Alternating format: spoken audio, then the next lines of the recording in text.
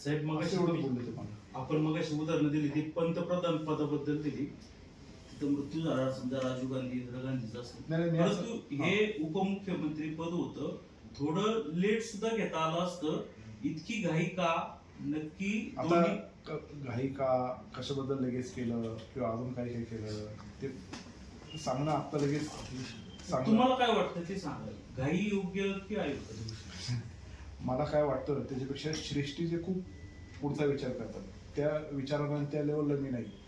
परत पुन्हा आता अधिवेशन पण आहे 23 तारखेपासून. सगळ्या गोष्टी त्यातून प्रोसिजर्स आणि सगळ्या फॉलो करायच्या आहेत, तेच पुढं जायचं आहे. बजेटचं अधिवेशन आहे. आता बजेट अजितदादा स्वतः अर्थमंत्र्यांची, आता कोणाकडे जातं हे मला माहीत नाही, पण त्यातून सगळ्या गोष्टी असतील. आता ते काय असतील काय मला काय वाटतं, मला काहीच वाटत नाही. माझ्यासमोर अंधार आहे, माझ्यासमोर माझा अंधार आहे. तर काय माझ्यासमोर फक्त आता ही जिल्हा परिषद निवडणूक आणि पंचायत समिती निवडणूक, पुढचं काय मी विचारही नाही, काय नाही, काय नाही. खरंच अंधार आहे, कारण माझी शक्ती संपलेली. पुढं काय करायचं हा माझ्यासमोर मोठा प्रश्न आहे.